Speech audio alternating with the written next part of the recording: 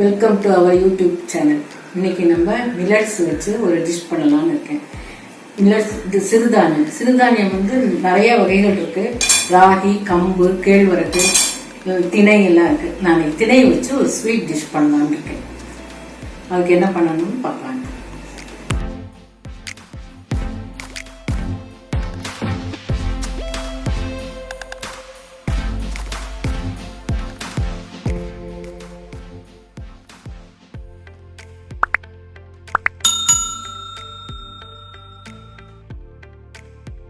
திணை ஒரு கப்பு, வெல்லம், தாளிக்கிறதுக்கு வந்து நெய், முந்திரி போட்டுக்கலாம், திராட்சை போட்டுக்கலாம், அவங்கவுங்க இஷ்டம், பாதாம் போட்டுக்கலாம்.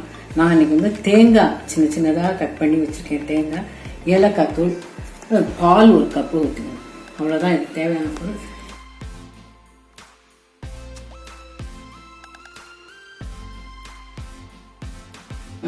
பண்ணுறது பார்ப்போம். ஒரு கடாயில் இந்த திணையை போட்டுட்டு கொஞ்சம் வாசனை வர முடிய வறுத்து, பச்சை வாசனை போயிட்டு வாசனை வந்து வறுத்தா நல்லா இருக்கும். பிடித்த உணவுன்னு சொல்லுவாங்க. முருகப்பெருமானோட உணவு திணை. சூடு வர முடிய விட்டா போடும். இதை நல்லா ஆற வச்சு மிக்சியில் கொஞ்சம் ரவை மாதிரி பிடிச்சிக்கணும். சீக்கிரம் வேகும். அதுக்காக தான்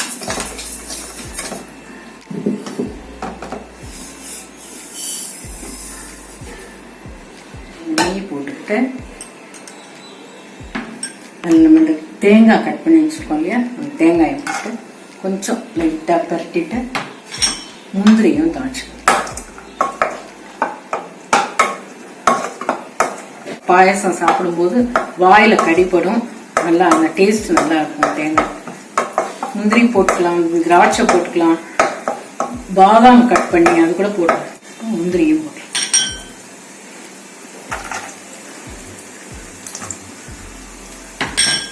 முந்திரியும் போட்டுட்டு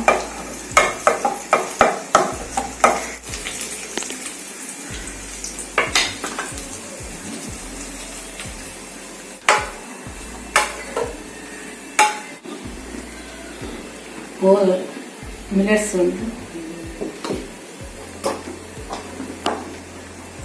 திணை நல்லா ஆறி எடுத்து இந்த மிக்சியில் போய் பொடி பண்ணிடணும். இப்படிதான் பொடி பண்ணணும். ரவை மாதிரி இருக்கணும்.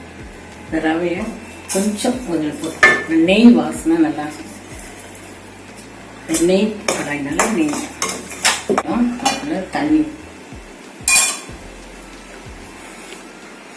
ஒரு கப் திணைக்கு 3.5 கப் தண்ணி ஊற்றணும்.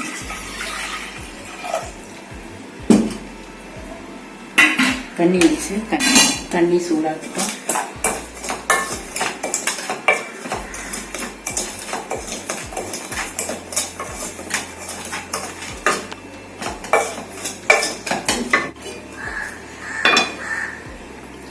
தண்ணி நல்லா கொதிச்சோம். போட்டு தண்ணி கொதிச்சுட்டு இதில் திணையை போட்டு வறுத்து பொடி பண்ணியிருக்கோம் இல்லையா, அந்த திணையை போட்டு நல்லா வேக வைக்கணும்.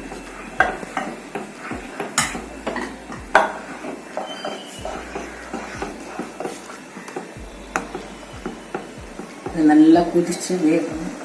வெல்லத்தை பாகு பண்ணிக்கலாம். பாகு மீன்ஸ் அது இது பண்ணா போதும், கரைஞ்சா போதும். ஏன்னா அதுல மண்ணு குப்பை இருக்கும், அதை வடிகட்டி எடுத்துக்கணும். அதுதான், அதுக்குதான். வெல்லம் நல்லா கரையட்டும், அதை வடிகட்டி நம்ம எடுத்துக்கணும்.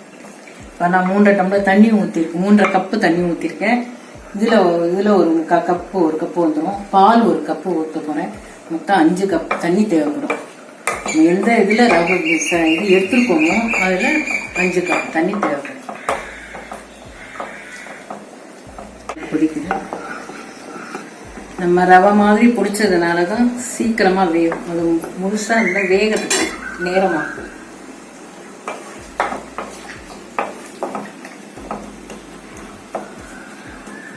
நல்லா பார்க்கல தண்ணி விட்டு கரைச்சிருக்கேன். நல்லா கருவிட்டு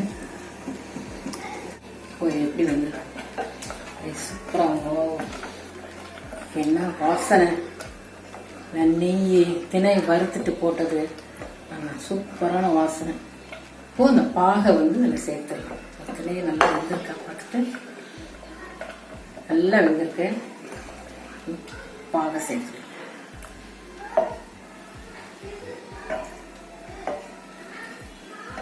பாகும் சேர்ந்து நல்லா கொதிச்சதுக்கு அப்புறமா ஏலக்காய் பொடி போடணும்.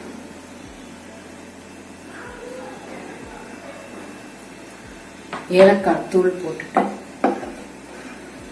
பாகோட சேர்ந்து நல்லா வெந்ததுக்கு அப்புறமா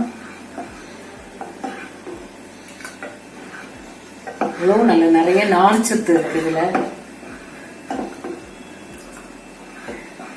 ரொம்ப நல்லது. பாகோட சேர்ந்து கொதிச்சதுக்கு அப்புறமா இந்த வறுத்து வச்ச முந்திரி,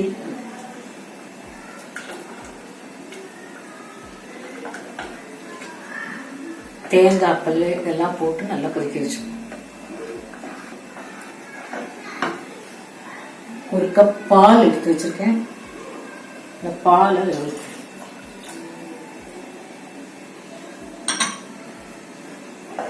பால் ஊற்றி ரொம்ப கொதிக்க வைக்கக்கூடாது.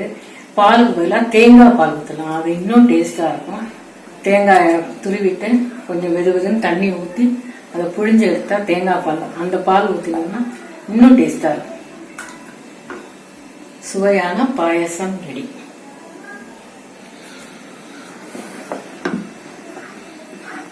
நல்லா கொதிச்சிருத்து ஹெல்தியான பாயசம், திணை பாயசம், சுவையான ஹெல்தியான திணை பாயசம் ரெடி.